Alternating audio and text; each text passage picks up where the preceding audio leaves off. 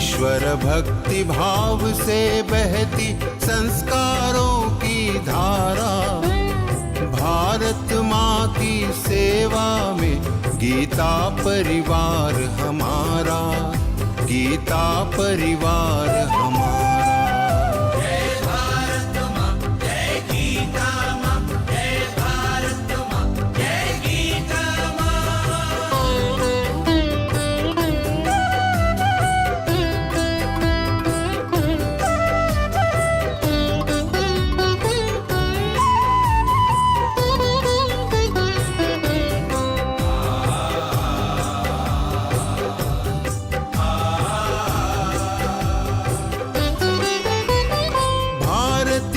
संस्कृति का वैभव जग में सबसे न्यारा। जय भारत माँ, जय गीता माँ, जय भारत माँ, जय गीता माँ। भारतीय संस्कृति का वैभव जग में सबसे न्यारा। ज्ञान और विज्ञान यहीं से सबने पाया सारा, सबने पाया सारा। कुछ भूलों से हारा फिर से जीते देश हमारा। गीता परिवार हमारा, गीता परिवार हमारा। जय भारत माँ, जय गीता माँ, जय भारत माँ, जय गीता माँ।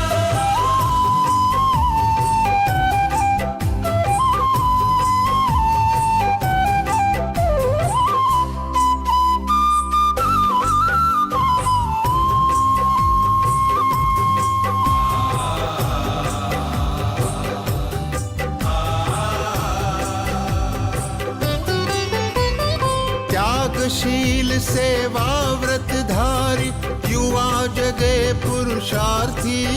जय भारत माँ, जय गीता माँ, जय भारत माँ, जय गीता माँ। त्यागशील सेवा व्रतधारी युवा जगे पुरुषार्थी।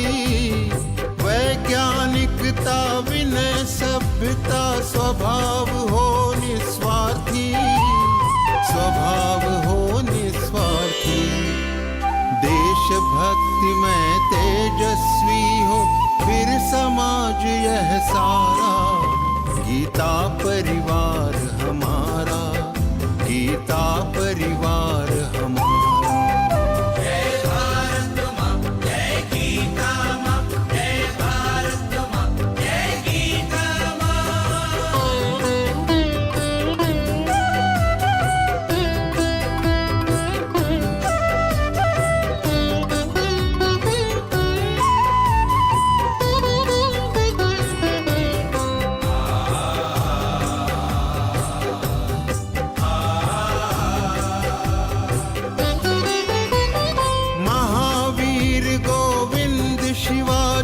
बुद्ध गगन के तारे।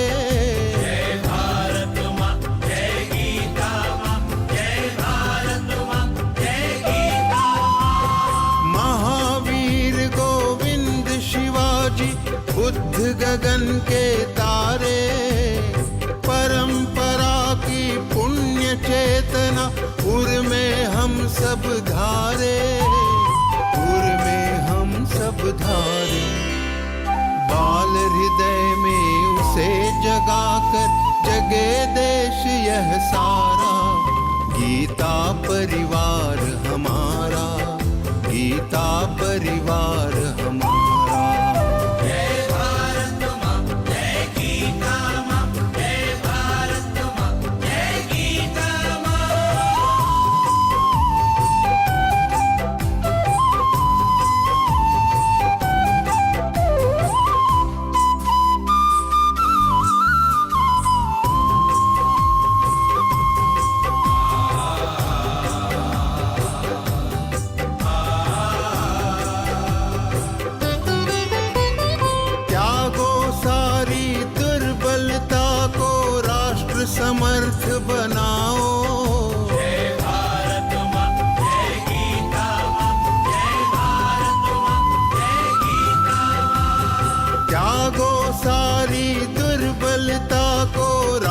समर्थ बनाओ, बंधु भाव समता ममता से सबको गले लगाओ, सबको गले लगाओ। चलो विवेकानंद मार्ग पर, शुभ संदेश हमारा, गीता परिवार हमारा, गीता परिवार हमारा। ईश्वर भक्ति भाव से बहती संस्कारों की धारा, भारत माँ की सेवा में गीता परिवार हमारा, गीता परिवार हमारा, गीता परिवार हमारा, गीता परिवार हमारा, गीता परिवार हमारा, गीता परिवार हमारा।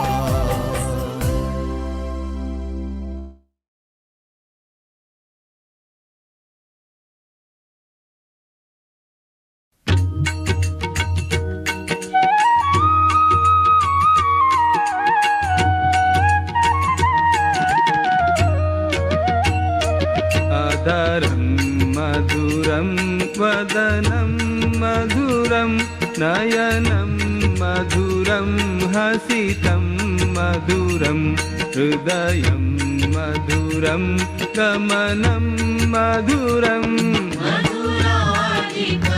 मधुराधिपतेरखिलं मधुरं मधुराधिपतेरखिलं मधुरम्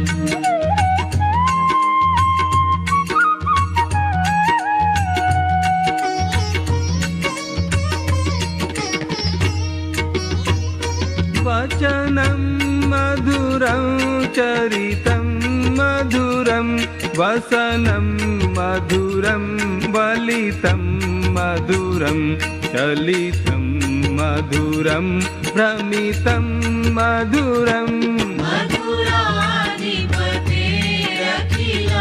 मधुरं मधुराधिपतेरखिलं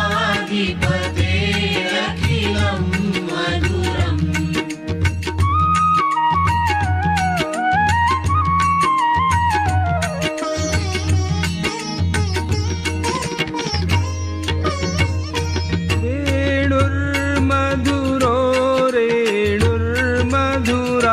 पाणिर्मधुरः पादौ मधुरौ नृत्यं मधुरं सख्यं मधुरं मधुराधिपतेरखिलं मधुरं मधुराधिपतेरखिलं मधुरम्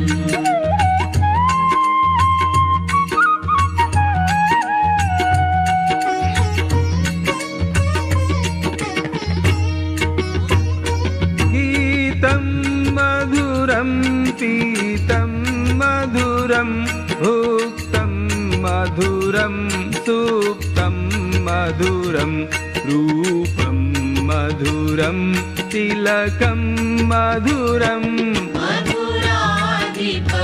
मधुराधिपतेरखिलं मधुरं मधुराधिपतेरखिलं मधुरम्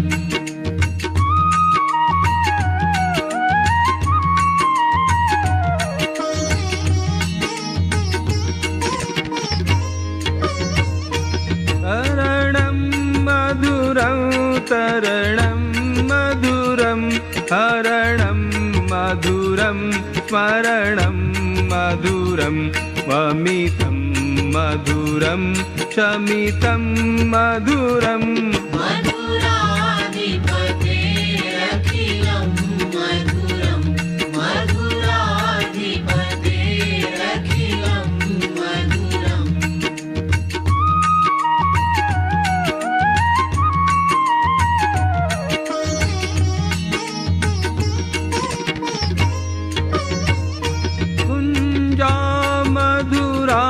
माला मधुरा यमुना मधुरा वीची मधुरा सलिलं मधुरं कमलं मधुरं मधुराधिपतेरखिलं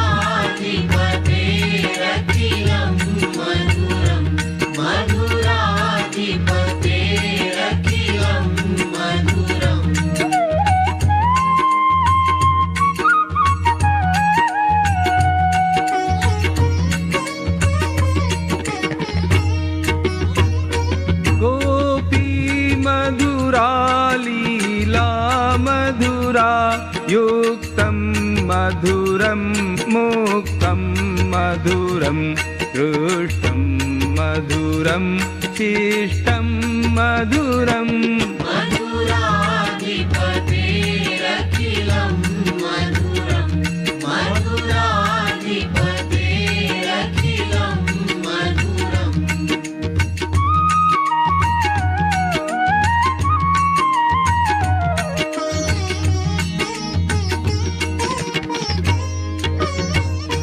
गोपा मधुरा गावो मधुरा यष्टिर्मधुरा सृष्टिर्मधुरा दलितं मधुरं फलितं मधुरम् मधुराधिपतेरखिलं मधुरं मधुराधिपतेरखिलं मधुरं मधुराधिपतेरखिलं मधुरं मधुराधिपतेरखिलं मधुरम् Jai Shri Krishna everyone. On behalf of Geeta Parivar, I Shravani Rajesh Naik welcome all the passionate Geeta enthusiasts to the today's interpretation session of 15th chapter's first half. Before starting with our today's session, I would like to say that on Tuesday 14th December at 9 p.m., Geeta Parivar has organized Geeta Jayanti Mahotsav, where Param Pujya Swamiji Govindadev Giriji Maharaj and Acharya Shri Pundarik Goswamiji Maharaj will be present to share their blessings on us. So don't miss this auspicious chance of Geeta Jayanti Mahotsav by Geeta Parivar. Moving on to our today's interpretation session. Prayer is such a miracle which changes impossible things to possible. So let's start our today's session with prayer. For starting prayer, I welcome Hemalatha Kalani Didi from Pune. Hemalatha ji is associated with Geeta Parivar since February 2021 and serves as a technical assistant in online Geeta classes. Over to you, Hemalatha Didi. Jai Shri Krishna to all. Vasudeva Sutam Devam Kamsachanuramardhanam Devaki Paramanandam Krishnam Vande Jagadgurum Shri Krishnam Vande Jagadgurum. Jai Shri Krishna to all. Jai Shri Krishna. Thank you so much, Didi, for such a melodious and energetic starting. For Deepa Prajwalan, I welcome Pranjali Pase Didi from Dubai. Pranjali Didi is associated with Geeta Parivar since December 2020. And Pranjali Didi currently serves as a technical assistant as well as a trainer in online Geeta classes. Over to you, Didi.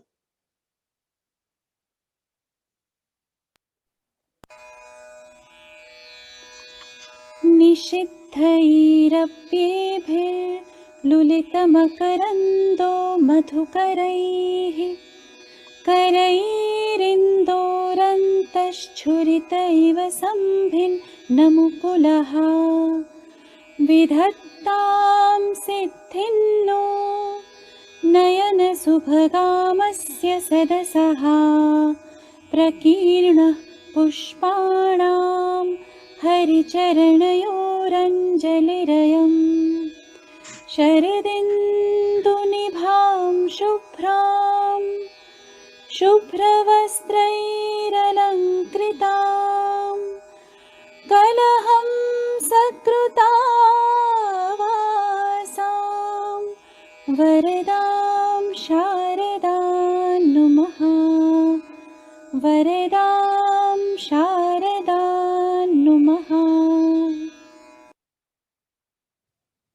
Wow, what a delightful lamp lightning. Thank you so much, Pranjali Didi. Now moving on to our interpretation session, it's time to get introduced by our today's speaker, respected Shraddha Raodeo Didi. Shraddha Didi is BE in Electronics and had completed her PG diploma in IT management. She is associated with Geeta Parivar. She is associated with Nagpur Geeta Parivar. Didi also was working as a volunteer in Bal Gopalam in Hyderabad, which is a Sanskar class. In online Geeta classes, Shraddha Didi contributes a lot in back-end support. So hereby, without any delay, let's start our today's interpretation session. Welcome, Shraddha Didi. Thank you, Shravani ji. And a beautiful Prarthana and deep Prajvalan. Very nice, Pranjali ji. Very good. Today, let's begin. Krishnaya Vasudevaya Haraye Paramatmani Pranatah Kleshanashaya Govindaya Namo Namah Parthaya Pratibodhitam Bhagavatam Narayalena Swayam Vyasena Kratitam Purana Munina Madhye Mahabharatam Advaitamritavarshini Bhagavati Ashtadashaധ്യായിനി Amba Tvamanusandadhami Bhagavad-Gīte Bhavatveshini Om Shri Gurave Namaha. Now, I welcome you all. Jai Shri Krishna, everybody. A very warm welcome to the session. And with divine blessings, with graceful blessings of Param Pujya Swamiji Govind Giri Maharaj, we all are set on a progressive, life-changing path. Before we begin, I really want to congratulate all of you for completing the first step on this journey. You all have completed learning the Bhakti Yoga, 12th chapter, the Bhakti Yoga. And you all must have given the videos and everything, and congratulations on that first step. In Bhakti Yoga, you all have learned good characteristics of a good devotee. What are the good characteristics of a good devotee? There are 39 characteristics. You must have heard in the previous Vivechan Satra. Beautiful satras have been happening here, and I'm sure you all have enjoyed learning about the 39 characteristics of an ideal devotee who is very dear to Sri Krishna. Let's all imbibe those characteristics amongst us. Now that you all know what Krishna likes, whom Shri Krishna likes, let us all imbibe those characteristics within us and take a step ahead to learn one of the most popular adhyaya of Bhagavad-Gita. Why do I call this one of the most popular adhyaya of Bhagavad-Gita? Because it is chanted on numerous occasions. Some people chant it while before consuming food. Some people, if there is a birth in the family, if there is some demise in the family, even in that situation, this chapter is said. So by and large, this is, I think, the most recited chapter of Bhagavad-Gita, and hence it is very popular. And there is one beautiful, we all are going to learn a beautiful chapter. This is an extremely deep, very good chapter. And we are very lucky. I want to bring your attention to a very beautiful coincidence. We are in the month of Margashish. Now, Margashish is a very divine month. In the 10th chapter, Shri Krishna has explained his Vibhuti. It is Vibhuti Yoga, and in that yoga, he has explained the divine manifestations. What are the divine manifestations of God himself? And in that, he puts it very beautifully, Masanam Margashirshoham. This month itself is believed to be a divine manifestation of Shri Krishna. And in that case, you imagine you are this chapter, you will further you will come to know we are also going to learn about another divine manifestation of Shri Krishna. So this is such a beautiful coincidence. In the month of Margashish, you all are learning the Shiromani Adhyaya, one of the most important Adhyaya, which is considered Shri Vigraha of Bhagavad-Gita. You started learning that chapter. So it's a beautiful coincidence. This is a season of weddings, isn't it? Before weddings, what we do, muhurt nikalte hain, we find out an auspicious time. This is a good time. It's a muhurt. Everybody knows about it. This is a very good muhurt, I would say. Very auspicious time to learn this chapter. So it's a very beautiful coincidence. Now, Sant Jnaneshwar Maharaj has marked the completion of Bhagavad Gita on this chapter. 15th chapter, he says, is the Purnahuti, or completion of Bhagavad Gita. Here, most, whatever complicated, the good rahasya, iti guhyatamam shastram midam muktam mayanaga, etat buddhyapati mansyat pratyascha bharata.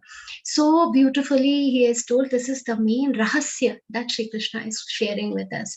Here, the chapter is complete. But what is then after that 16, 17, 18, what is it? Is 16th and 17th chapter are the appendix. Whatever Shri Krishna has told, it's explained further in 16th and 17th chapter, and 18th chapter is the summary of the entire Bhagavad Gita.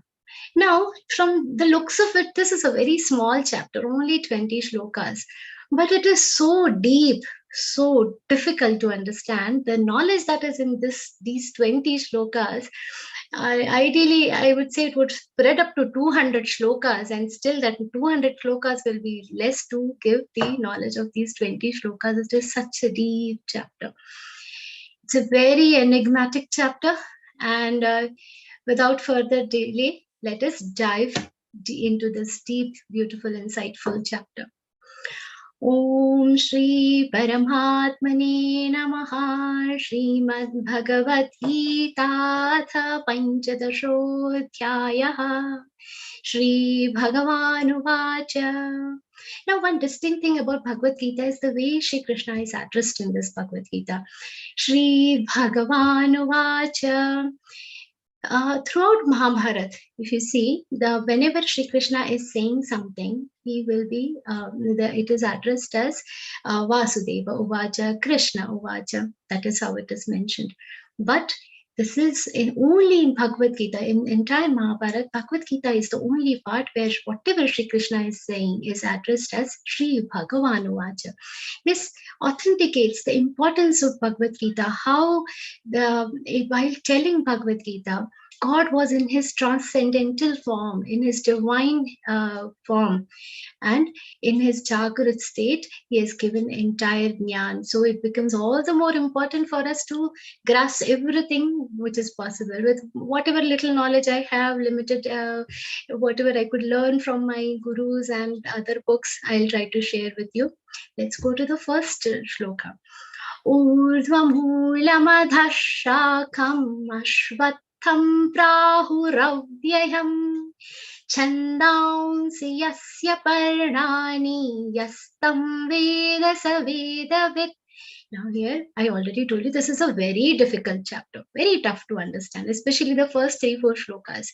Now from childhood, you must have seen when there is something difficult to explain, what will the teacher say? Explain it with a diagram. How is rain caused? Explain it with a diagram. When you grow older, how is the functioning of earth? Explain it with a diagram. Now, when you go to offices and all, one big project you're working on, how that project is working, you explain it with a diagram. So diagrams have been eternally used to explain the complexity of anything. This is the same thing Shri Krishna has done in the first few verses. He is explaining us a very complex thing using a diagram and using an illustration. And what is that illustration about? The illustration is about a tree. Now, this philosophy, he has explained with a tree. So it is just an illustration. Okay, we have to imagine. You keep your imagination at a peak when you are learning this chapter. Just as how we explain, so if somebody has to explain how the rain is caused, the water is evaporating, all that, here Shri Krishna says, you imagine a tree. Now, generally, how is a tree?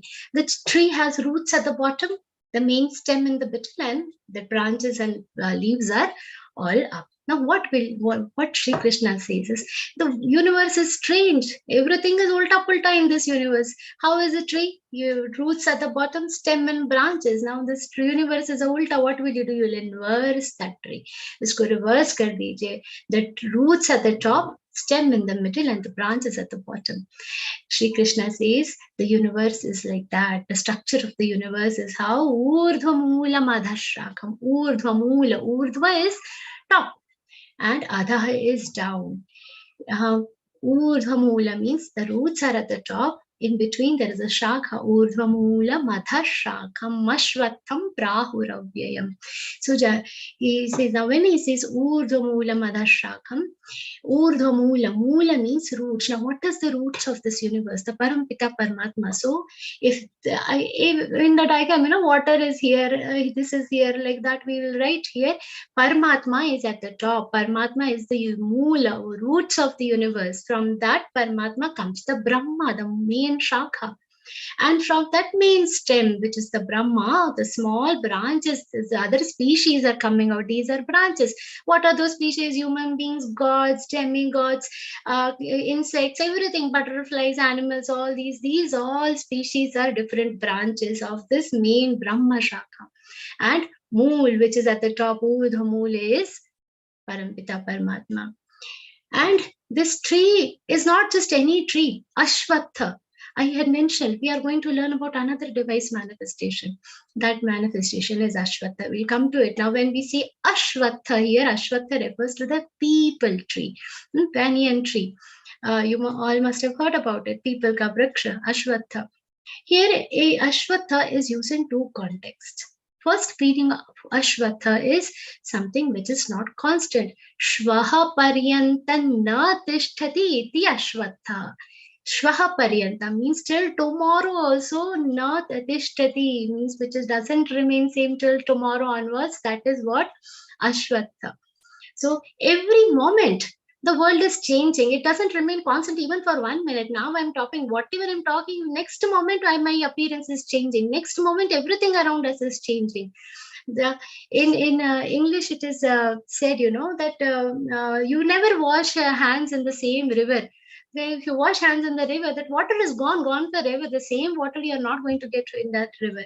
So at every moment, the samsara is changing. Ashvatha, changing continuously. So parivartan ke samuh ko, the group of changes itself is called. How will you define samsar? Parivartan ki samuh ko sansar kehte hain.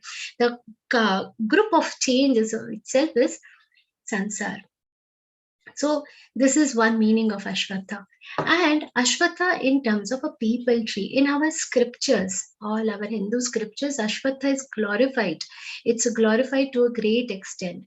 And the first thing, it's there in Vishnu Sahasranam, different shlokas, it is there in Bhagavad-Gita. Again, in the 10th chapter, Shri Krishna says, Ashvatha sarva vrikshanam, where he is explaining his vibhutis and where he is telling about his divine manifestations. He is saying, amongst the vriksha, sarva vrikshanam, Ashvatha, I am Ashvatha, I am the people tree, Ashvatha sarva vrikshanam. So see what is the beauty here.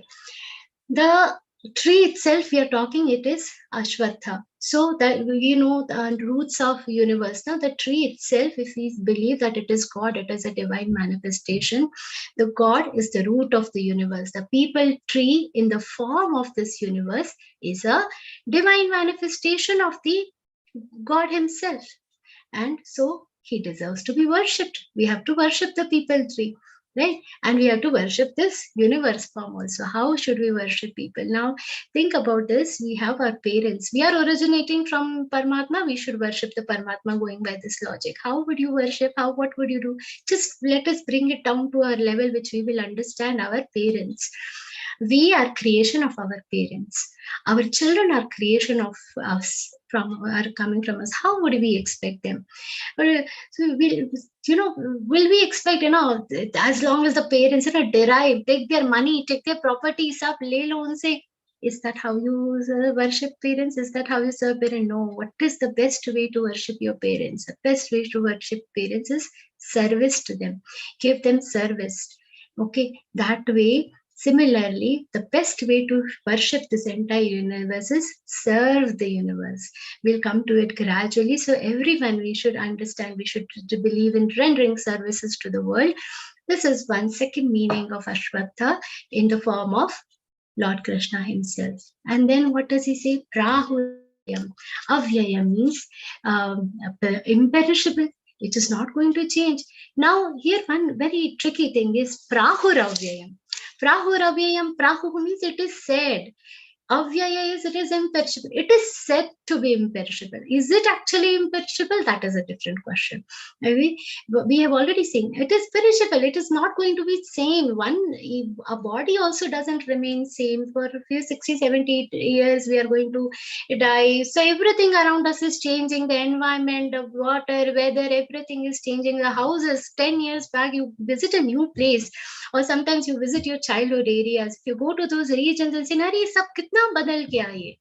In 5-6 years, imagine that is such a small part of the Kal that we have seen. So nothing, everything is changing. So, but the change is happening so fast. Iski gati itni fast hai that it appears prahu. It is said to be imperishable. It appears to be imperishable. Now, next part of the shloka is Chandaamsi Yasya Parnani. We have seen this is a tree with the top roots and a shakha, and the species are the different yonis. Yonis means different species. And what are the leaves? Chandaamsi Yasya Parnani. What is Chanda? Chanda, breath. Breath is the Chanda. And Chanda, kisko kehte hain? Vedo ko Chanda kehte hain. So the leaves are the breath. Leaves are the Vedas. The Vedas are the leaves of this universe, tree looking like a universe. What is the purpose of the leaves in a tree? What is the purpose? They help to breathe. They help in the tree in breathing. They protect the tree and they nourish the tree. What happens with that photosynthesis? Everything you all know, the tree will make food for the plants, and that is how the plant will keep growing. And that is exactly the purpose of Vedas. What is Veda? What are Vedas doing for us? They are supporting us. They are helping us breathe. They are nourishing this universe. And that is why in this beautiful trees explanation, the Chandaamsi Yasya Parnani, the Vedas are the trees. And who understands all this? Yastam Vedas, a Veda with, who will understand? The Veda-with person. Now, what are the levels of understanding we should know? If we say, now we understood this, what are the levels of understanding? Because assume a small kid, is trying to learn Bhagavad-Gita, can't even read Devanagari script, can't read Roman script, like my son, he'll say, Evam, sa, ta, like that, barely managing to read. But if I ask, do you know Gita? I can read. A little bit, he will say, I can read. That is one level of understanding. Will we say he knows Gita? No. Then a little more older, a little person who can, who has seen parents, grandparents reading Bhagavad Gita, they'll say, I know Bhagavad Gita. My mother reads, my grandmother reads. How many chapters are there, you ask? That I don't know. She reads, so I know what is Bhagavad Gita. Is that enough of Veda with a now knowing understanding? No. Then the next level, somebody like us joined first level, second level, learned few chapters like me, and then saying, I know, I can recite also some verses for you. I can recite entire 15th chapter, we'll recite. And then, but do you know the good meaning? No, that much I don't know. I can only recite the chapters. That is one. And then there are high-level learned people like Swamiji Param Puja Govind Giri Maharaj, who are living Bhagavad Gita, who are living the principles of Bhagavad Gita. They are Vedavid. So this understanding of this pure, complete understanding of this tree is with a Vedavid person. This is how a Vedavid person sees the universe. That is what is explained in the first shloka. And then after explaining this basic diagram, basic explanation, what does Shri Krishna say? Adhas chodvam prasrutas tasya shakha guna pravriddha vishaya pravalaha adharshcha mulanyanu karmanubandhini manushya loke. Very beautifully he has explained this. You have to really understand the first 3 shlokas. If you understand properly, then the remaining will become more easier for you to understand. Adha is chordhvam. I told you adha down, udva up, everywhere in all directions, at the bottom and down, these branches. How is a people tree? Does it have roots only at the top? That is the firm root. Bottom also, on the branches also, the roots, it's ever expanding. That's how our world is. ever is expanding distractions. Now you see how complicated the simple life we have complicated so much. Ever expanding shakhas. Prasruta means expanding. Everywhere the shakhas are expanding. And for a tree to expand, to grow like that, what is required? We need to water the trees. Guna pravrita. What is the water that we are giving to this tree to grow so big? We are watering it with the 3 gunas. You learn about these 3 gunas in detail in your level 2 in the 14th chapter, but just for the sake of understanding here, I'll tell you briefly. Guna pravrita vishaya pravalaha. What are these guna which are causing the tree to grow? There are 3 types of guna. Some of you might have already heard about it. The first, we'll start from the lowest of the strategy, or lowest in the hierarchy, the tamogun. The tamogun is which takes a person towards darkness. Then rajogun, which will, keep him involved in the word, and sattvagun, which will take him to enlightenment. I'll explain this with an example. Assume there are 3 kids. Now, some kids are so nice, that you tell them you have to do the homework, you have to study, immediately finished. Mera test, I will study, I'll finish my homework and then only I'll go to play. Ideal, very those who have such children, blessed they are the sattva guni. Rajoguni, study, beta. The mama, papa will say, study. No, will not. I'll give you chocolate, I'll give you ice cream if you study. Oh, for the chocolate ice cream, why not? I'll study. So they have to be given some merit. The people who work for a merit, the people who work for return, in return, if they get something, they will work. That kind of people, Rajoguni people, that is the Rajogun. This is the second gun, which is adding water to the tree. What is the third gun? Tamogun. Are babri. No matter what chocolate you give, biscuit you give, ice cream you give everything, I will not study. I want to sleep. I will only play. That third kind of child, very difficult to handle, is a tamoguni type of a person. Tam, that is there. That good is tamogun. Maybe you don't have to start thinking, mera bacha aisa hai. This is only to understand what is the internal factor. So when you see the Vishaya Pravala means when you see the Vishaya, okay, what is the meaning of Pravala? Pravala is bud. You see when a tree grows, there are these small green buds, very beautiful. Vishaya means that of the various topics. Vishaya Pravala, I would say, these small buds, which are the distractions actually in our life. These keep coming, for a few years back, there was no Facebook, no mobile, nothing. These are the different now new inventions. Pehle sirf computer, then internet came. Okay, started mailing people. Oh, Facebook came. Oh my God. Okay, Facebook, very interesting. Everybody. Then mobile came. Everything came in our hand.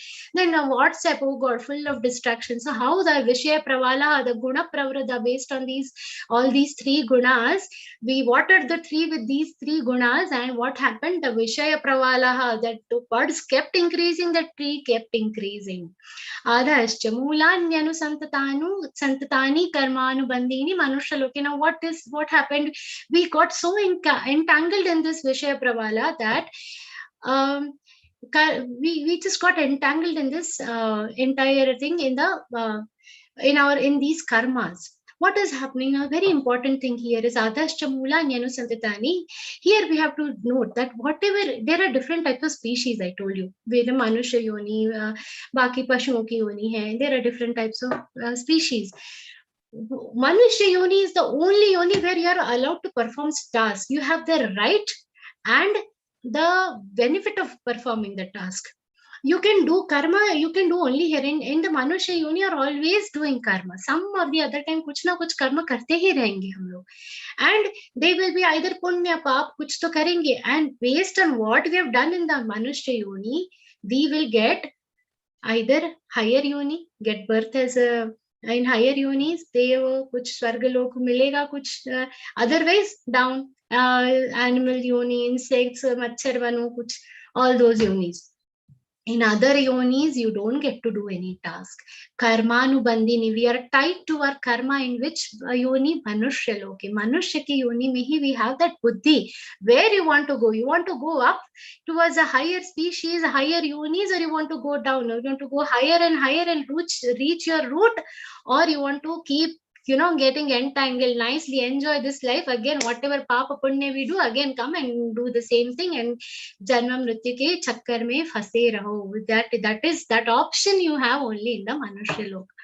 This is the beauty of the second shloka. And then what happens? This based on this, we are going to be entangled. Now, ये तो है सब danger. Now, what happens? This you all have explained as a form of a tree.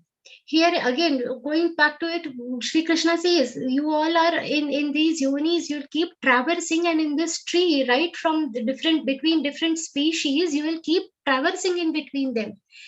Now again, before he proceeds, he tells, this is only a illustration. What I have explained you, this is how the universe works. Na rupamasyeha tathopalabhyate, nanto na chadir na cha sampratishtha, ashwattamenam suvirudhamulam asangashasrena dridhena chitva. In the third shloka he says, Arjuna, I'm telling you everything, but don't take it literally. Don't go looking for a peepal tree. Don't go looking for a ashwatha tree. This is an illustration, like when a child is explained that water is evaporating, it is forming clouds, and then the rain is precipitating, and then the river is flowing. That is just an image. Is that how it is? It is so vast.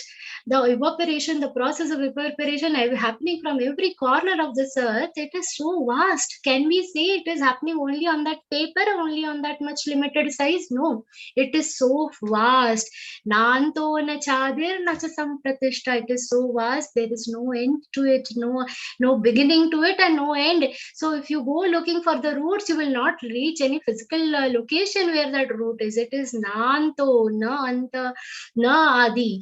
Jiska adi nahi hai, jiska ant nahi hai, na cha sampratishtha. There is no definite state. It doesn't have its own existing. It is continuously changing. So don't go looking for a peepal tree like that. This is an illustration. And ashwattamenam suvirudhamulam asangashasrena dridhena chitva. Now we see this, there is no end, no adi. I told you, this is such a vicious circle. And we are stuck in this ashwattamenam suvirudhamulam. We are so deeply attached to whatever is existing around us that there is no way we are able to free ourselves. But if we are able to say, only with asanga we can free ourselves. I'll explain this a little bit more. Ashwattamena suvirudhamulam. This ashwattha vriksha, we are Dhrudhata se attached. Our desires are so strong. We have such a strong attachment, desires to this, everything that is in the universe, that it becomes our foundation. And the attachment becomes so strong that we start identifying ourselves with these events. For example, now, in the beginning, say, I'm assuming I'm a poor person. I need money for survival. I need money. That is my need. Then I start getting money. I can survive. I want more money. From need, we went to want. I desperately want. And then it goes to a level of greed. I will do anything to get money. That ends up in the lust. Anything, sam, dam, dand, vet, or money. What happens from the fact that I need money, it goes to now I have so much money, I've become a wealthy person. From that, how our needs grow. And I'm so attached to money that I've become a wealthy person.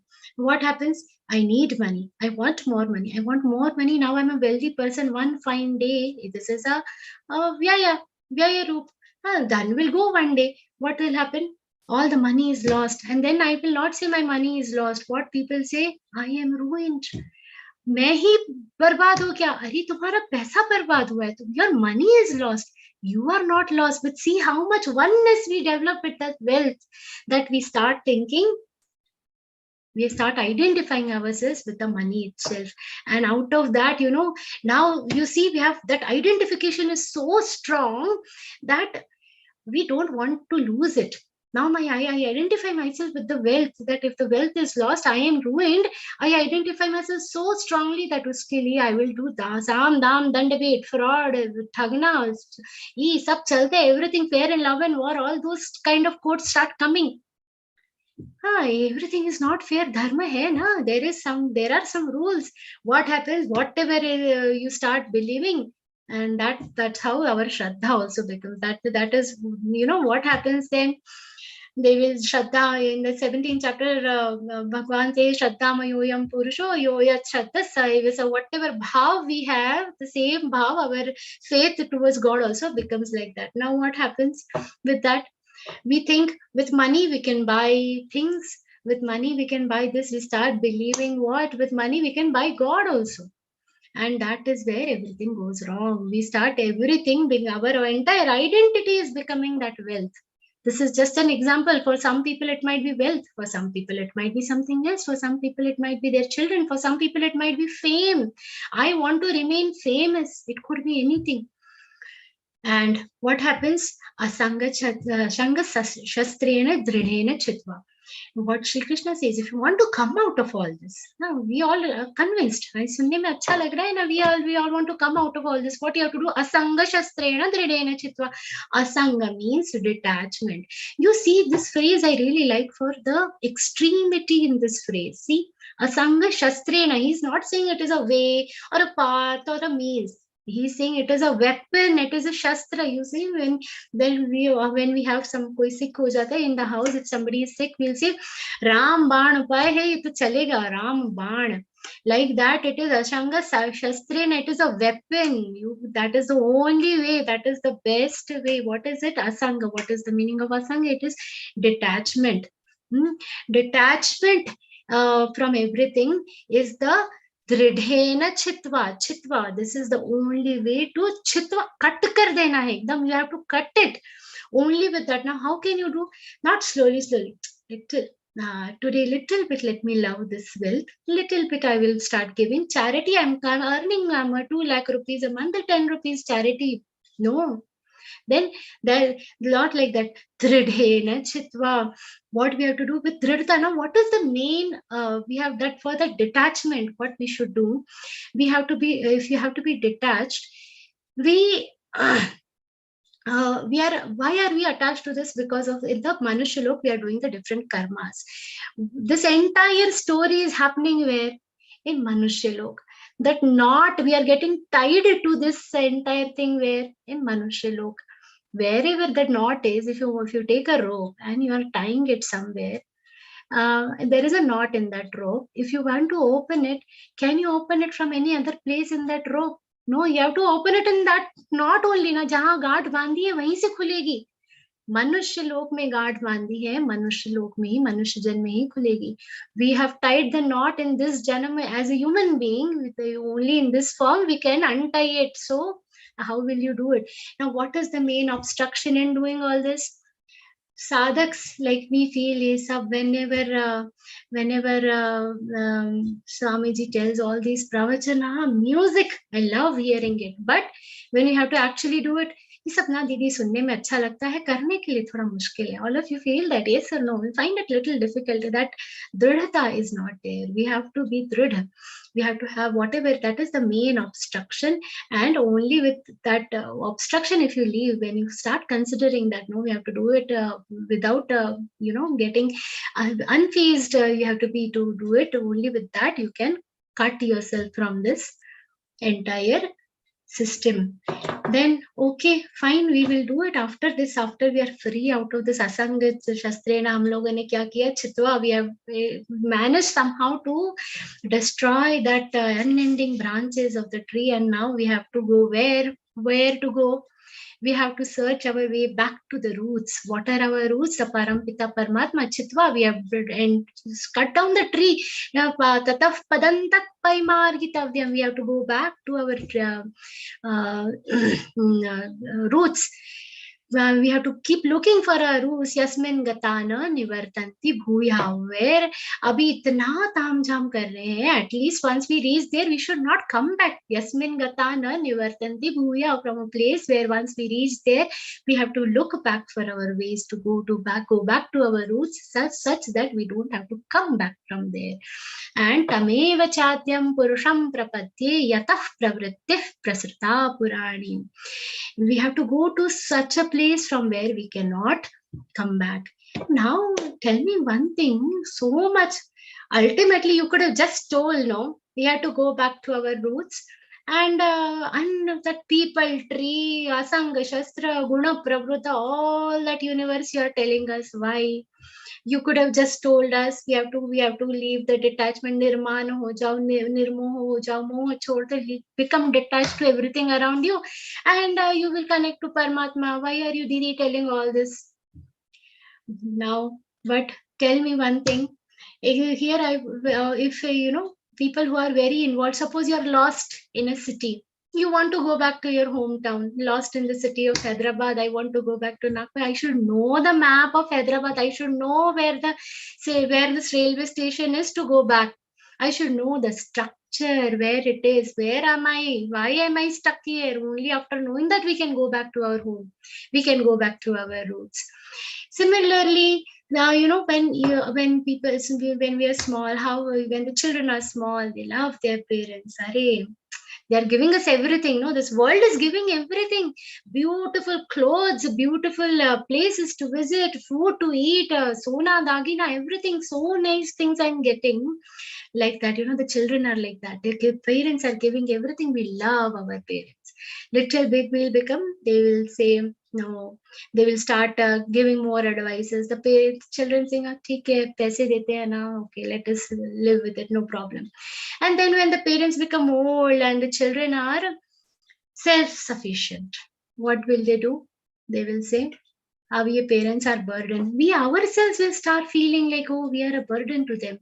And that is when we realize this entire thing is moh maya. This was ये तो सब नकली था. मुझे लग रहा था I am the most important person in my child's life, but it is not so.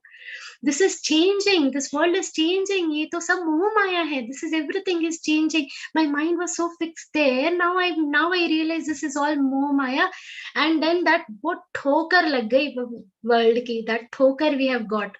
And ठोकर के बिना ठाकुर को याद करना बहुत मुश्किल है. Until and unless we get that one thing from the world, that no, this is everything is going, and that is when we start looking parimargitavyam, that is when we start looking for our roots. So that is the reason why people end up doing it in the old age. There is not a rule that you have to do adhyatma everything in the old age. Why everybody? Because tab thokar lagti hai na, tab dikhta hai aaju baaju mein everything is a worldly pleasure, everything is changing. Now we have become used. That time we remember our roots. Tab Thakur याद आते हैं ठोकर खाने के बाद. That is the reason we have to consciously, if you know that a little earlier in life, you can save yourself from so much trauma. You can go closer to the roots a little earlier in your life, isn't it? The mind is so fixed in the world. Unless the mind is removed from there, how will you fix it anywhere else? Then that is where you have to, if you have to fix the mind there, tameva chadyam purusham prapati. You have to fix your mind to that all. You have to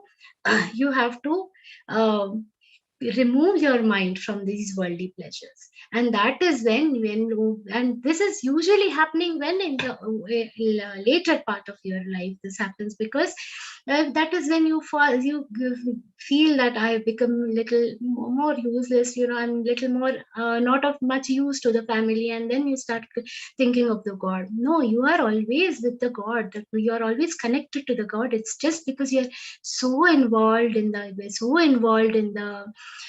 world that you don't realize it. Now that realization has come. Okay, what are the characteristics of a person who has attained a state is explained in the 5th shloka very beautifully. Nirmana moha jit sanga dosha adhyatma nitya vinivritta kama dvandvair vimukta sukha dukkha sangyai gachyantya mudha padamavyyantat. Now, there are 5 characteristics. 5 characteristics Shri Krishna has told about the person who gachyantya mudha padamavyyantat, to that ultimate pada. Pada here is the position. Why it is called to that imperishable pada, for that oneness, when we are going to be one with that God. That time, for that kind of person, 5 characteristics Shri Krishna has told. First, nirmana moha. Nirmana moha. Second, jita sanga dosha. Adhyatma nitya. Third one, vinivritta kamaha. And the 5th one, Dvandvair vimukta sukha dukkha sangyair. These are the 5 characteristics we have to learn about. So nirmana moha, first one is nirmana moha. Nirmana, what now here, one main small thing I want to tell you here. When we say nirmana, in your Ucharan classes, you must have heard the teachers are telling, no, say no, not la, no. It is nirmana, not nirmana. Now you see, in our Ucharan dosh, how much we change the meaning. Here nirmana, that mana word is that of the abhiman, samman, apaman, that ego, pride, that man, this word meaning. And if you say nirmana, nirmana means what? Creation. Here we are not talking about creation. We are talking about being nirmana, not being attached to our ego. So how that person should be? He should be not attached. He should not have that ego. And amoha. Amoha means again not attached, not this, not very, the dispassion should not be so engrossed in his own worldly pleasures. Now these things, let us understand with a small story. Yeah, Vivekananda, Swami Vivekananda, he was on a Bharat Parikrama. And then during that time, he went to a place called Hathras. This is near Mathura. And there he was resting near a railway station. Now the Pramukh, the head of that station was Mr. Sharad Chandraji. He said, this Swamiji, he observed for some time and he saw that this Swamiji doesn't look like this doesn't look like a normal bhikshuk who is just wanting, for only his tummy he's asking for food. No, he looks like a learned person to me. So Sharad Chandraji went to Swami Vivekananda and said, sir, you please come to my place. I'll give you bhiksha there. Stay with me for a few days. Rest there. Swamiji agreed and went to house of Sharad Chandraji. There he did seva Sharad Chandraji, and he was so mesmerized with the knowledge that Swami Vivekananda had. It's like all dharmas, all intelligence, he has made a ras and drank it like that. He was so intelligent, so knowledgeable. Sharad Chandraji was so impressed. He said, Swamiji, you make me your disciple. I want to learn from you. Now, Swami Vivekananda ji, at that time also, he was still known as Narendra only. Didn't have a very long list of disciples around him. So Sharad Chandraji, he said, no, Sharad Chandraji, I don't have any followers yet, and I don't want to make many. I want to explore. So he said, okay, no, Sharad Chandraji was adamant. So Swamiji thought, let me test him. Let me see what he was continuously saying, make me your disciple. He said, okay, I'll give you one condition. You have those coolies on your railway station, coolies, hamals who carry that luggage on their head, and there are so many coolies on your railway station. You have to go to their houses and ask for bhiksha. And only when you do that, I will accept you as my disciple. Sharad Chandraji was okay with it. He said, okay, fine. I want this teacher. I don't, for that jnana that he has, for that knowing himself, for that adhyatma jnana, I'm ready to do anything. He left his ego, the boss of the railway station. He went to the houses of all the coolies, all his employees, and asked for bhiksha. See how nirmana, without ego, he became. For what? To reach to that Param Siddhi. He knew that Sri Swami Vivekananda is the only one way I see who can take me there. He left all his man nirmana, and he said, I will follow this. And he did that. And Swamiji was so happy with this gesture. Oh, we really, itna nirman hai. He started, and he went to he accepted Sharad Chandraji as his disciple, and he named him as Sadananda Swamiji. He was the first disciple of Swami Vivekananda. So to reach that Paramatma, we have to leave all our egos. Arey, main bada Mahatma Jnani. I am such a rich person. If I give 1,000 rupees in that temple, I get first darshan. No. For God, you have to attain God, you have to become Nirman. Amoha. Amoha, it reminds me of a story of Krishna Kolatkarji, very famous personality in Maharashtra. He has written such beautiful books on yoga, Patanjali Sutras. He's like a sant there. And he wrote a nice book on yoga, and at that time Pune University decided to give him a D.Lit, doctorate of literature. He wants. This is in 18th century. I'm telling you, such a old. At that time, this was so important. Such a honor it was. Krishna Kollatkar ji, okay, his relatives were so happy that wow, our Krishna ji, Kollatkar ji is getting awards all from all parts of Maharashtra. His relatives came, they all enjoyed. He got this the doctorate. Everything happened, and after returning home, what he did with his degree, he kept it aside. He said, the samarambha zhala ata kamala laga, means the now that all celebration is over, now get back to work. So unfazed. What happens in our life? You get rewards and recognitions in your offices. You get it or not? Now in those rewards and recognitions, you get party, celebration party we will do. For 1 month it will go on the celebration, birthday party, one promotion party, entire office getting party. How long we celebrate our achievements, we are so attached to it. But see, he just left it aside. The relatives were still celebrating for Kollatkarji. Oh, he got. He said, no, that's okay. It is done. Over that topic over there. Then focus on the karma.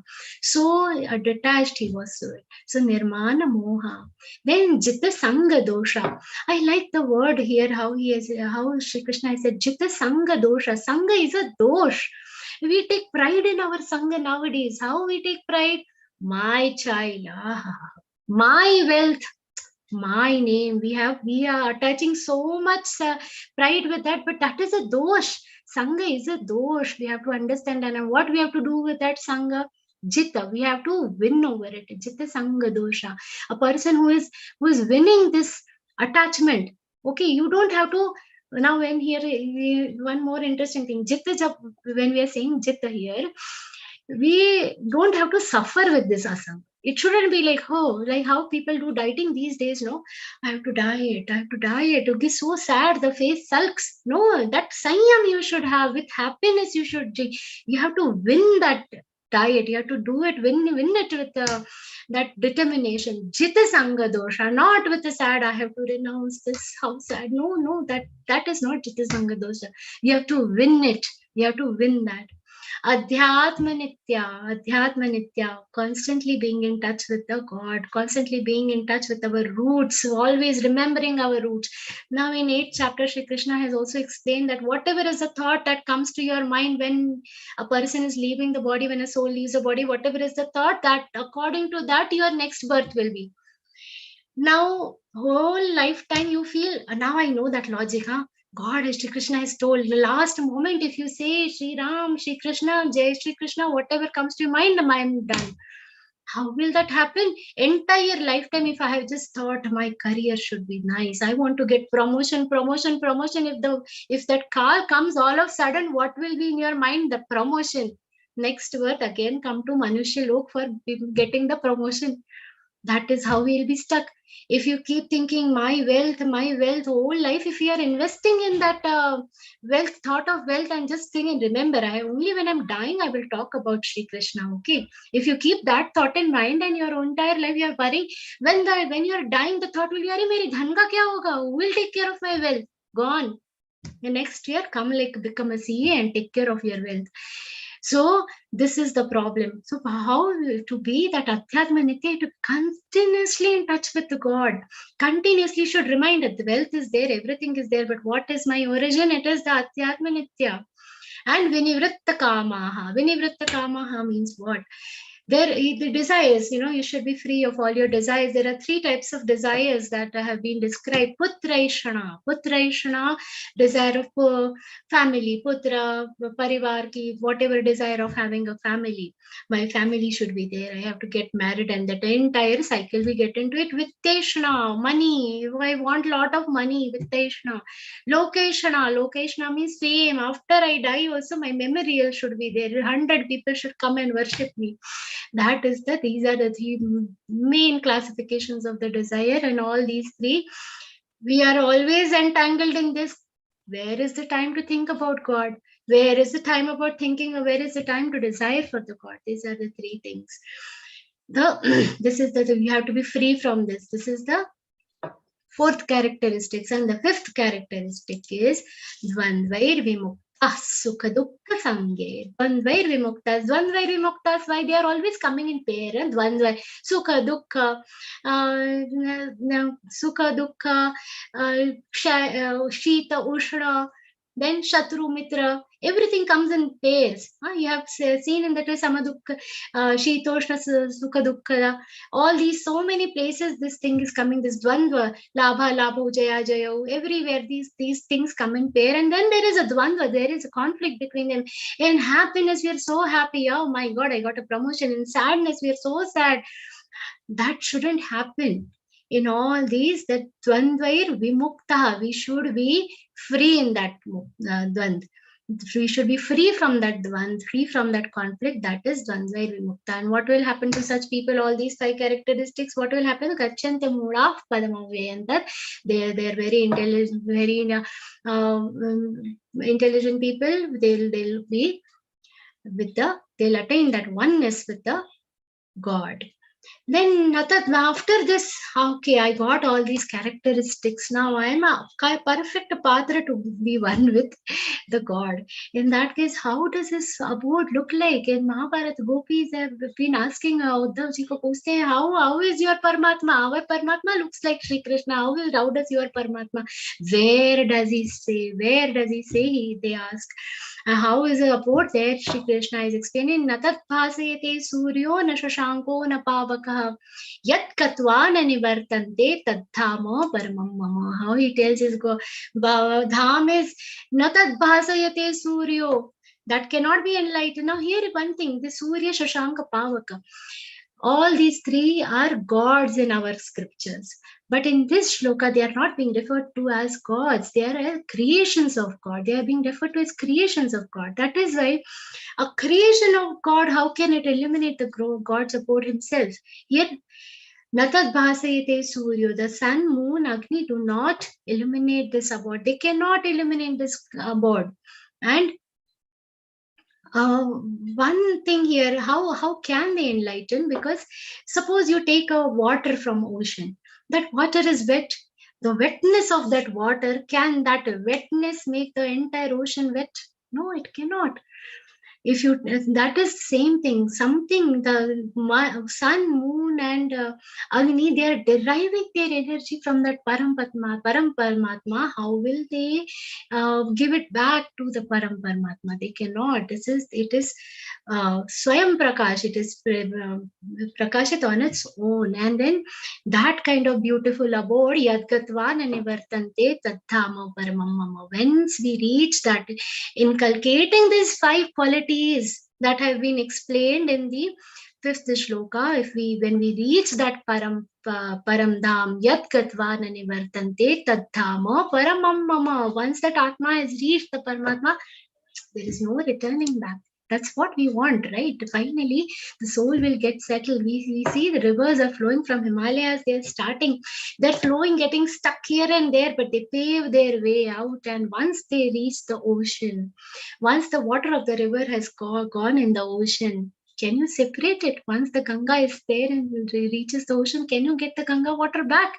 No, once a drop is mixed with a bigger vessel, you cannot get that water back.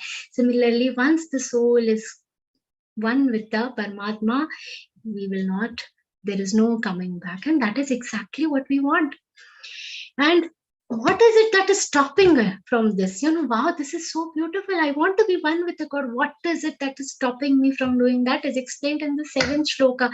7th shloka is one of the most important shlokas of Bhagavad-Gita. It is one of the amongst a few very critical shlokas of Bhagavad-Gita. This has been explained. Mama evansho jiva loke jiva bhutas sanatanaha manashasthani indriyani prakritisthani karshati. What is it? Mama evansha, mama eva ansha. What is it? The jeev that we have in ourselves, our atma, it is mama eva ansha, it is my ansha. Why this entire Vismriti? Why it is completely forgetting me? Now see how it must be feeling. we have our children, right? We give birth to our children, they are growing, they have developed their own buddhi, and one fine day they forget, who are you? How it feels. That is our situation today. Why they are forgetting? Because they are so engrossed in their own world. The children, once they grow, they are so engrossed in their own world, completely forgetting their parents, completely forgetting what is their origin. That is happening to us. Why we are not getting that Parampita Paramatma? Because of this. What is happening? This tea, which is Sanatana. Sanatana means what? It has existed from ever. This tea, which is Sanatana, is not able to, is forgetting. Though it is its own Mama Yuvancha, though it is my Ansh, it is forgetting me. Why? Because Manashashtani Indriyani. What? There are 6 Indriya, including the Man and the 5 senses. What it is happening?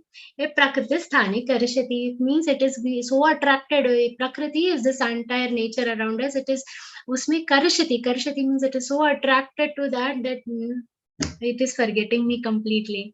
Now here, that WhatsApp, even I have, just like I also have that Vishaya Pravala WhatsApp, and we keep reading jokes on it. The other day I read on it about ladies are not reaching.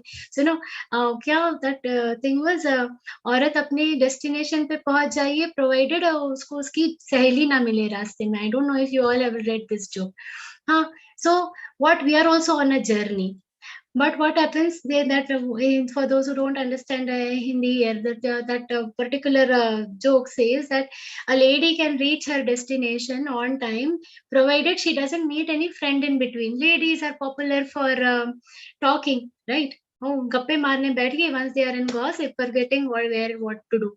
Like that thing. Similar thing is happening to us. We are so engrossed. And with the help of whom? With these all indriyas and our man, we are so engrossed that we are forgetting our main journey. We are forgetting our main destination. This happens to us in so many different ways. You pick up the phone. Sometimes you pick up the phone, say, I want to call somebody. Hello, I'll just make this phone call. I have this urgent message to send. I'll do that. The moment you take the phone, oh, WhatsApp, there are so many notifications. This a notification, that notification. Isko hatao, isko dekho, arey, small video, 30 seconds. Let me watch it. And then you keep it aside. Hey, I forgot to do the phone only. Again, you take it. So this is a distraction. So many times, at least with me, it happens. Pick up the phone for something, I end up doing something else, and we forget what is happening. That forgetting is happening because of Manashashtani Indriyani. That is the reason we are forgetting. He explains in the 7th shloka, and then Shariram yadavapnoti yachapyatkramati shvaraha gruhi tvaitani sanyati vayurgandhani vashayat. What happens? In this process, we are forgetting what is this entire body and soul equation all about. The air, how the air carries fragrance from one place to another place. But does the air get attached to that fragrance? No, it doesn't get attached. So from somewhere, if that flower's fragrance is coming and you feel, nice, but that fragrance is here and the air is now gone.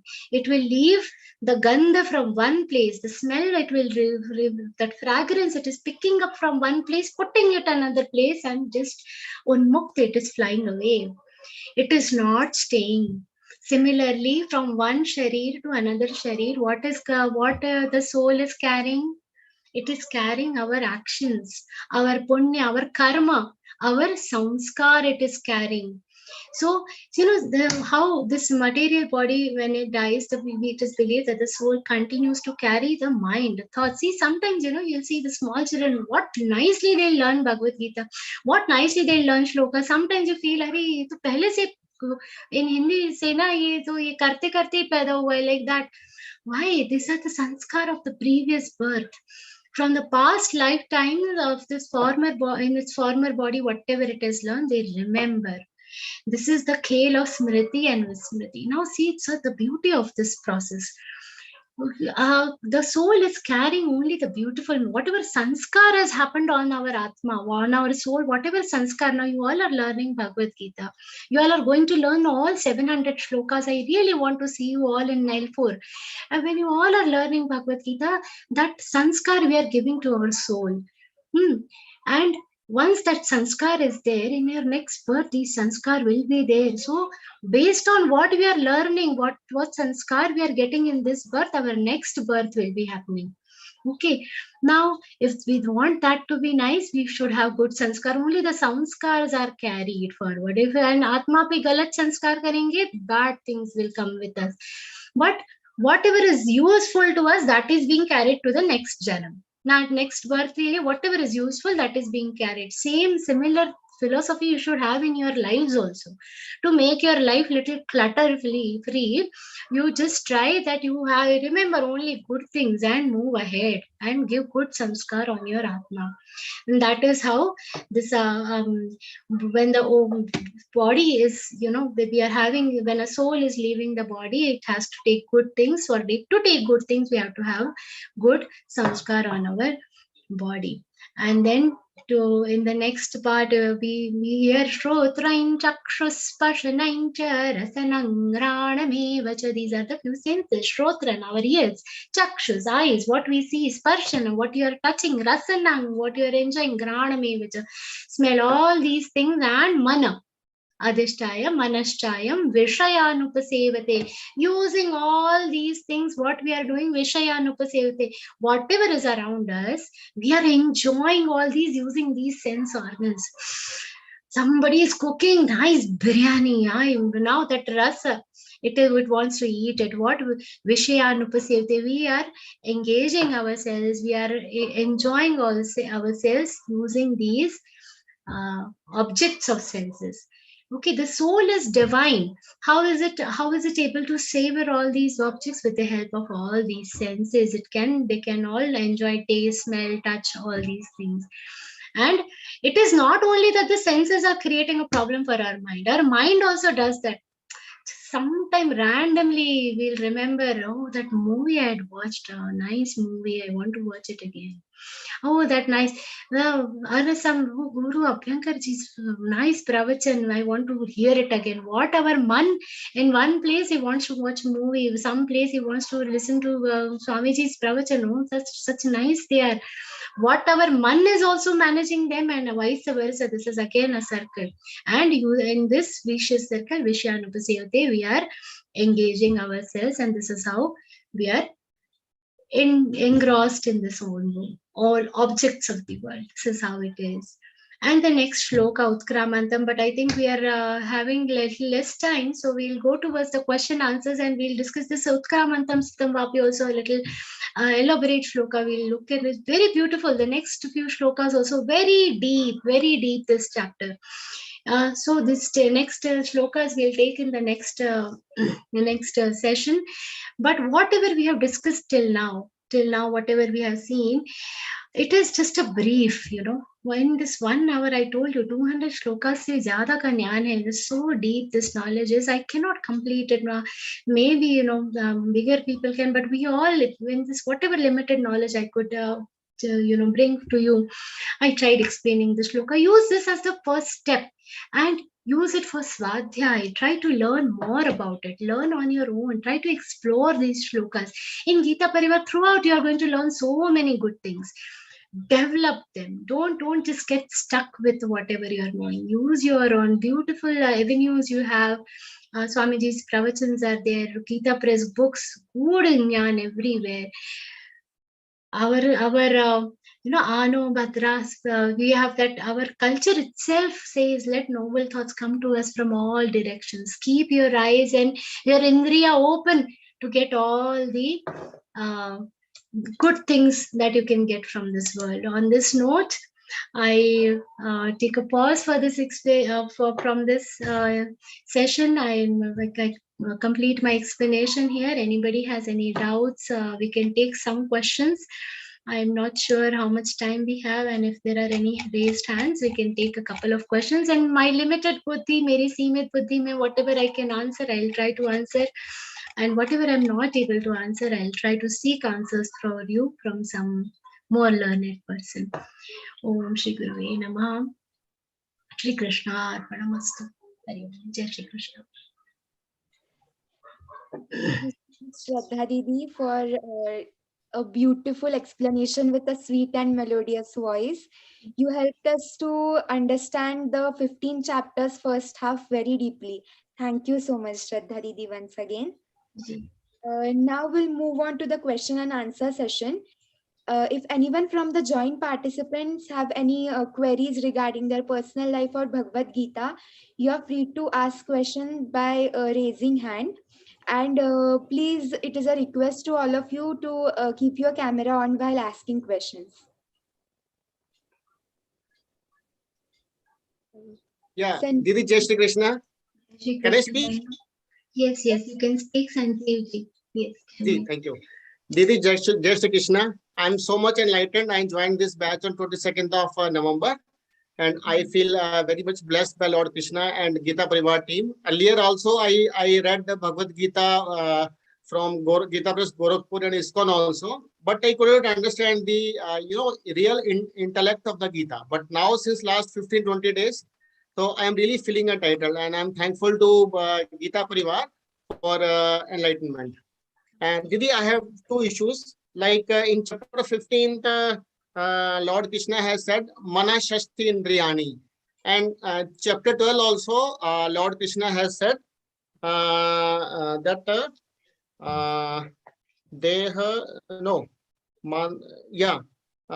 that our mind and के मन और बुद्धि को मेरे में लगाओ कि I'm say devote your mind and intellect, मन और बुद्धि को. So I tried to search deep into what is the things which are related to man. तो वो मन में फिर चार चीजें, there were 4 things. मन, चित्त, मनोबुद्धि योग. जी जी जी. So man, I try to search what is the other details of man. So then I came out with 4 things. Again, I got more confused. That is man, buddhi, chit, ahankar. Mano, buddhi, ahankara, chittani, naham. Not all 4 of them. I am not. What is the soul? It's neither of these 4. No, here see that shloka that's very deep. But when you are saying, this is a very small practice, I want to tell you here. Ashubhai always gives this example. Manu, how we can grasp anything. See, if you are watching, for instance, now some people are watching Vivechani. I am so glad you more than 200 people here and watching this Satra. Some of them will be present here. हमने देखा, but वो दीदी क्या बोल रही थी सुना नहीं, because man was somewhere else. Unless this man and the Indriya are together in something, you will not get it. So these two, all your Indriya, all your senses and your man has to be together. Ashubhai also is in his Vivechan, you might have heard earlier. He always, suppose you're watching the TV and eating food, and then somebody says, खाना कैसा था? वो याद ही नहीं, ध्यान तो पूरा TV में था. So then when they are not together, we cannot. So buddhi mein to hai. We all know we have to do the chintan of the God. But man kahan hai? Man movies mein hai, Bollywood songs mein hai, paise kamane mein hai. So how will that, whatever God is in buddhi, how will we attain it? So that is the meaning of that oneness. Acha, Didi, one thing more. How man and Atma are related, or how they are differentiated? Because both are sukshma. Man and Atma. Atma you cannot feel, but this is a very deep question again. And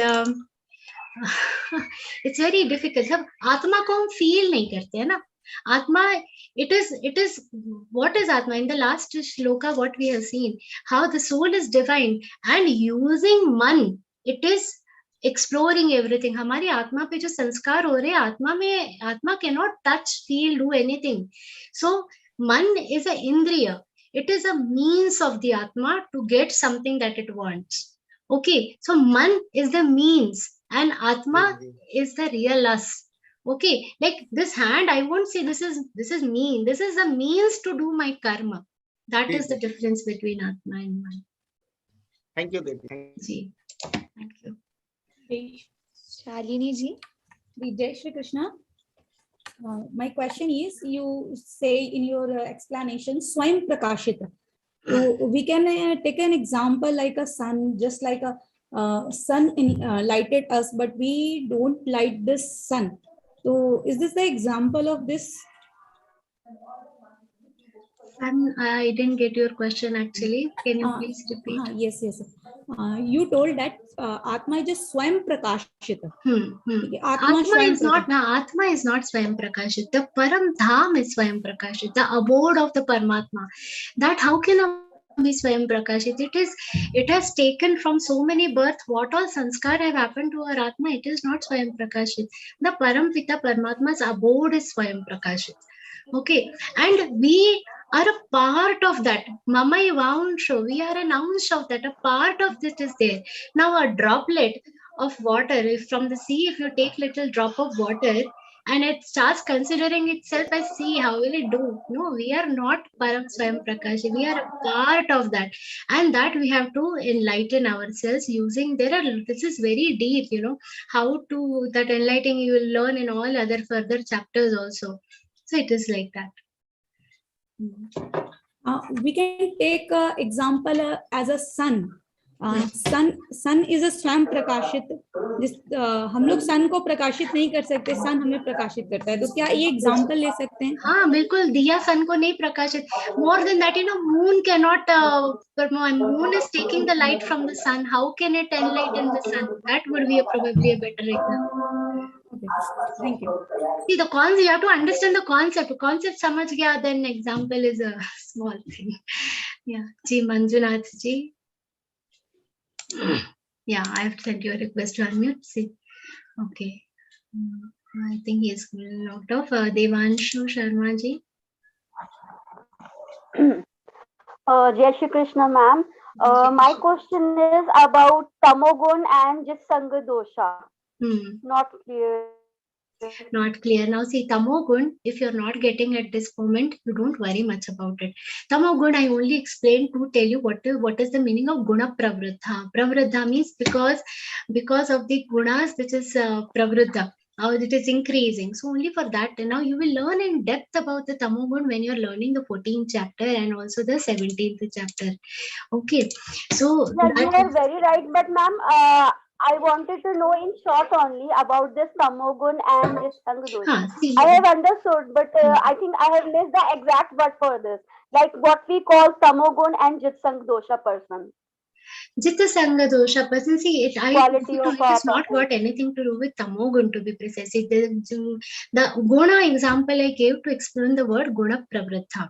And when I told about jitsanga dosha, the dosha there is Sangha. Sangha is the dosh there. Sangha means attachment to something that is an evil, is what it is being said. And you have to win over this evil. The guna that I told you about tamogun, only to understand what is the meaning of the word guna pravriddha. Okay, so they using these three gun, it is like a water to that tree.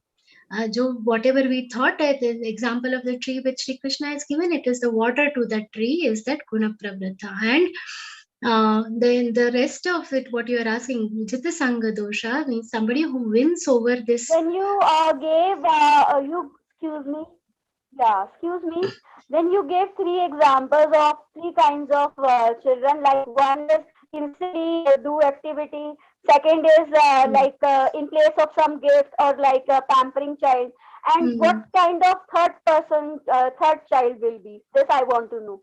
The third child is Sattva Guni. The Sattva Guni person who doesn't need to be told what has to be done. The teacher ne homework de diya will do on his own without the mother or father having to tell, like that. So this child will be tamogun child. No, that is Sattva Guni child. So, the one who does is the Sattva Guni child. The one who let's see, you can watch this again on YouTube and check this. But what the Sattva Guni child is the one who will do without thinking about what is the merit in this. Will do the duty. The Rajo Guni child will want that merit. मुझे chocolate do तो मैं करूँगा. And the Tamu Guni child, no matter what you give them, they will not. They are in their own alas. They are in their own laziness. That is a very deep theory in itself. We can't discuss much that, but that is the Tamu Guni child. Okay. Yes, Srini ji, please say. Jai Shri Krishna, madam. Ma'am, I want to understand the concept behind this Mamai Vamso Jiva. So, what does it say? Mamai Vamsho, I am my part of small amsh is there in every creation or maybe any being. So you behave. I mean, I did not understand. So he is the amsh of God. So treat him as you want to treat him, or what exactly that one? And then I did not understand the concept. Ji. Now what is happening? Mama Evancha Jiva Loke. What here it is saying Mama Eva Avancha. Now we know the characteristics of Paramatma. Ekdam Nishchal, we Paramatma. That Avancha is in us. But what is happening? We are thinking we are with a Deha Buddhi. Deha Buddhi means what? We have forgotten that we are the Avancha of this. We are thinking this Deha is us. We are in that Deha Buddhi. Okay, and that is the thing. We have started feeling our temporary form. This you are seeing me as Shraddha Raodeo over here. This is my temporary form. In the last birth, God knows what I was. Next birth, I don't know what I will be. But so that journey, that is the consistent thing. But if I start believing this is me, then that is where we are lost. Jiva Bhuta Sanatanaya. And then what happens? See, suppose, we all have these are Corona times are going on. Some of us have been, unfortunately, we've lost someone very dear to us. All these things are happening. But that is a journey. We have to understand that temporary is that where we have to understand. Okay, Paramatma is always there. Nitya hai wo kahin nahi ja rahe hai. He is there. We see now this might be a little tough, but in the second adhyay, in one of the shlokas, he's saying there was no time when we didn't exist. There is no time when we are not going to win. In आगे भी रहेंगे, हम पहले भी थे, हम अभी भी हैं, हम नित्य आगे भी रहेंगे. In which form, that we don't know. Okay, so but we remember only this current form, right? So that is what is Mama Ivancha Jiva Loke Jiva Bhuta Sanatana. That is where and why we are forgetting. In that particular shloka, Shri Krishna is explaining that though this Jiva is my own nouns, it is forgetting its real swarup. Why? Because it is engrossed in its whole indriyas. So it says that you detach from these indriyas and have constant mind in God. Is that the concept? I mean, that's the ultimate concept. मुझे अंदर नहीं जा रहा है जी. That's all. You know what? See, isko now this is very deep. As I told you, this adhyay itself is very deep. Correct. तो इसको ना sip drink it with one sip at a time.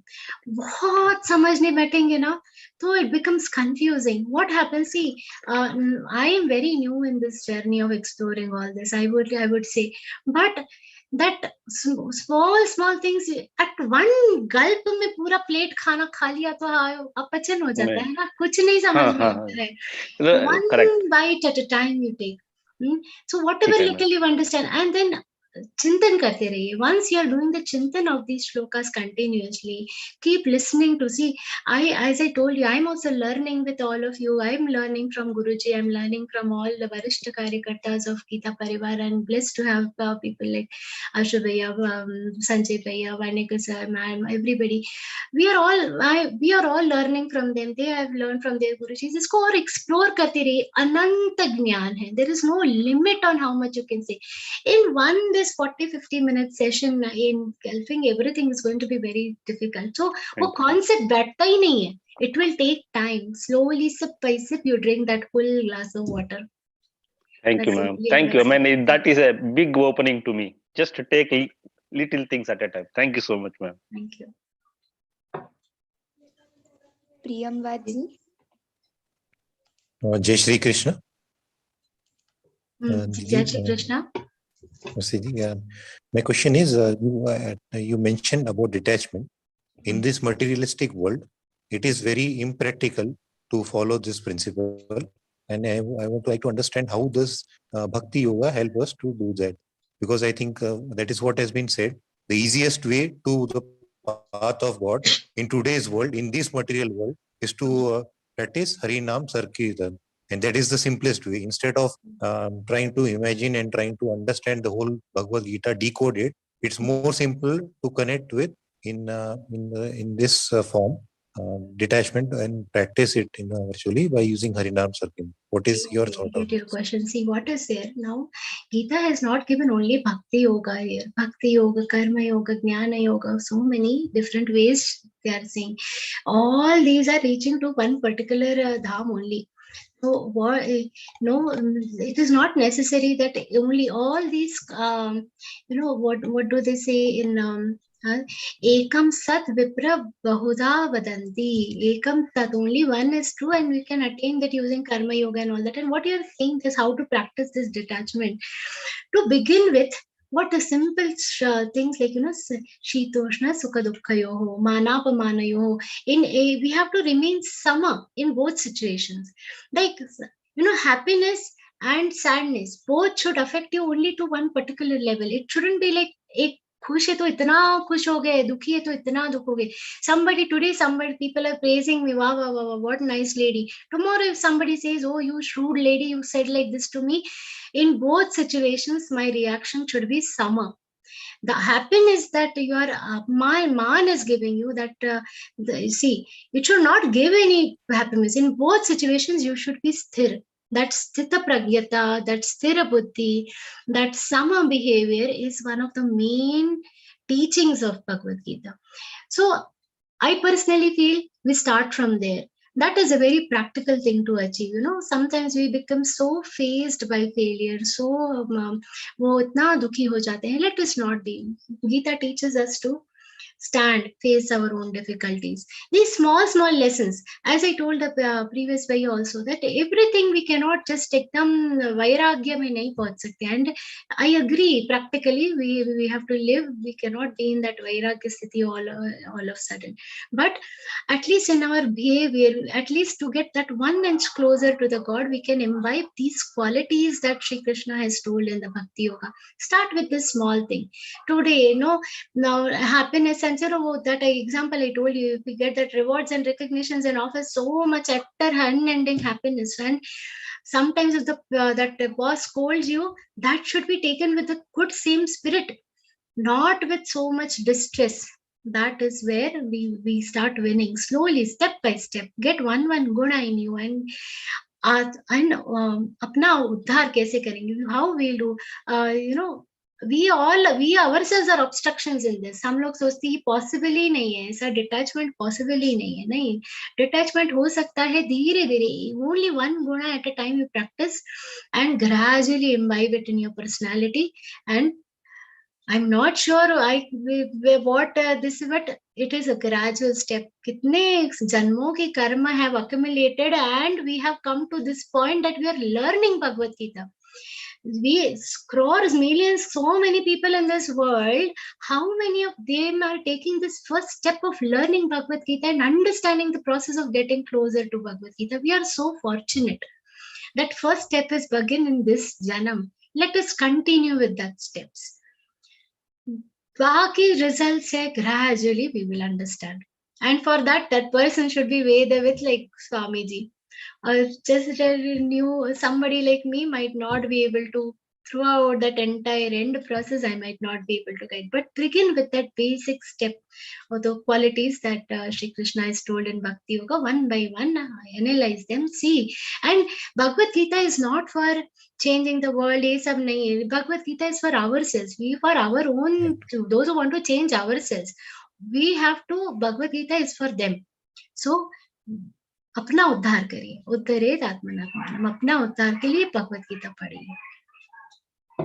Thank you. जी, दिवाकर भैया. जय Shri Krishna. Namaste Didi. Namaste. The soul doesn't get attachment, is it? So how we can carry samskaras to next janma? See, what we learned in the third shloka, I think it was, that how it will carry the sanskar. You are saying what it remembers, what is the smriti that the atma will have, that is the sanskar. What we are learning, that it will not remember that, maybe it will not remember that many these words, but in the next janam when they see that, they will get it faster. That is the sanskar they carry. Okay. I'm not sure if I'm getting your question also properly. No, my point is this. This soul doesn't get attachment to anything. Am I right? Okay. Yes. So when it doesn't get attachment, in next janma, how it carries our samskaras. See, samskar, this janma you have taken, correct? So when I take next birth, so how it can carry? How it can carry? Because see, there is this papa punya, whatever you are doing, that whatever you are doing in this birth, based on that you are going to get a next janma. How it is carrying sanskar, whatever. See, like you are doing some punya here now. How do I explain this? This is a, how does it carry the sanskar? हम लोग जो भी सीखते हैं उसका deep with in that what ever your संस्कार का क्या अर्थ होता है, they reach deep with in us. They are not, the sanskar doesn't remain on your indriya, on your physical body. They are going to embed on your man, on your atma. When the body is changing, when the soul is changing the body, only that indriya pe whatever impact has happened, that will change. But sanskar doesn't have an impact on the indriya, on our physical appearances. It has an impact on the atma. That is where that atma is getting the sanskar. Now, if I apply lipstick on my face, and after that, the lipstick is going to go because it is on the physical body. Whatever is on the physical body is going to get demolished. Whatever is done on the atma, that is going to get carried forward, isn't it? Now, sanskar jo hote hai, they reach till the atma. Whatever Gita's jnana you are learning, and you are reconnecting yourself to the Paramatma, that is not happening. It's not that only my mind, my eyes are looking at, no, it is my physical body is not connecting. My subconscious atma, my soul is connected to the Paramatma. And that is why, usko jo milega, wo aage leke jayega. Jo body which is getting destroyed, that with that, whatever is perishable, that is going. Sanskar on the atma is imperishable. It will stay. My whatever food I'm eating, that is going only till my body. That is why the food is not going to get carried over to the next time. Whatever is we are doing for the physical body is going to stay with the body and end with the body. Whatever you are doing which is reaching your atma is going to go with the atma in the long run. Okay, in my limited buddhi, this is the best possible explanation I could give you. Thank you. Ji, Devakar ji. Yes, Kishori ji. Kishori ji, Jai Shri Krishna, please tell. I think I can't hear her. Kishori ji आप बोले. किशोरी जी. हाँ जी, जय श्री कृष्णा. जी जय श्री. हाँ जी, सुनाई दे रहा है? हाँ, जी, जय जी, श्री जी. कृष्णा दीदी. जय श्री हाँ जी, तो ये थर्ड श्लोका में आपने कहा है कि डिटर्मिनेशन से आप कट करते हो, right? All the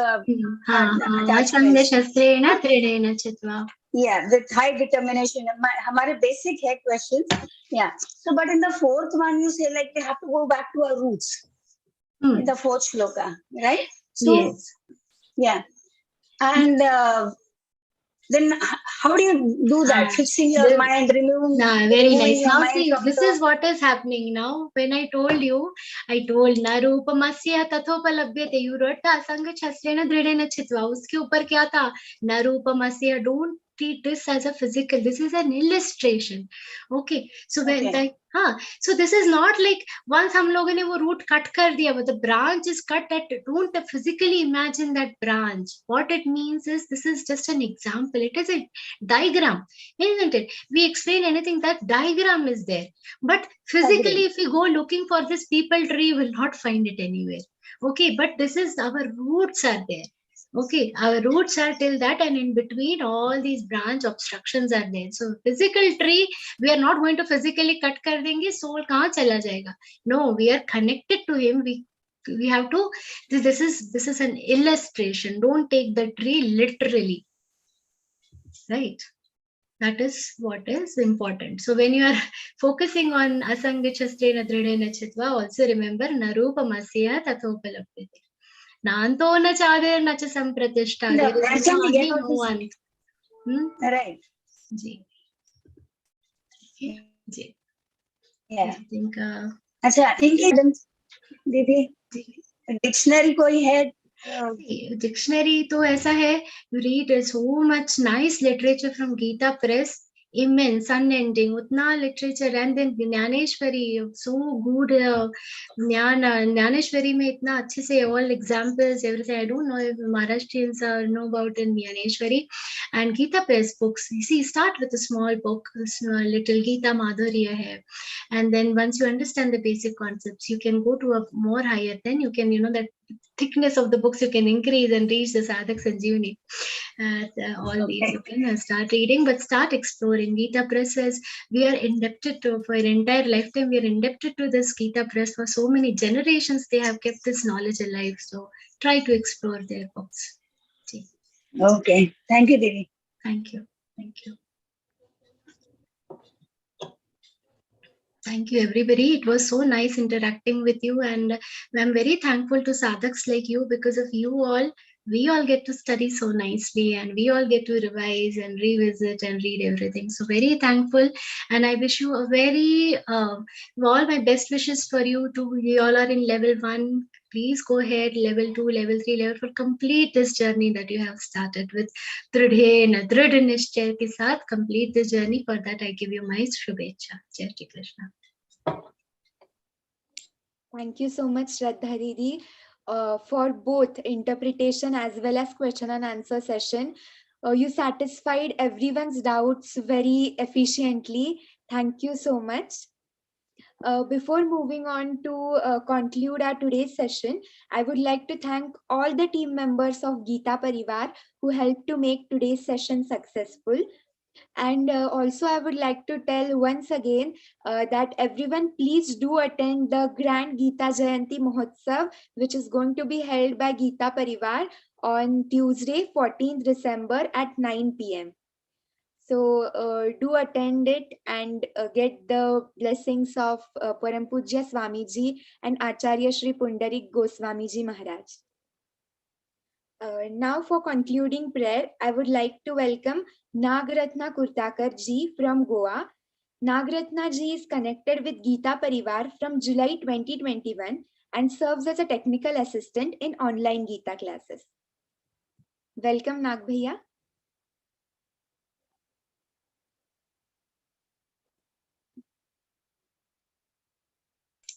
Nagaratna ji, Jai Shri Krishna.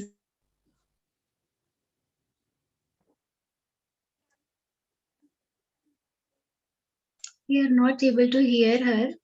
Didi, your voice is not coming. Can't hear. Shravani जी आप बोल दीजिएगा. जी. योगेशं सच्चिदानन्दं वासुदेवं व्रजप्रियं धर्मसंस्थापकं वीरं कृष्णं वन्दे जगद्गुरुं. कृष्णं वन्दे जगद्गुरुम्.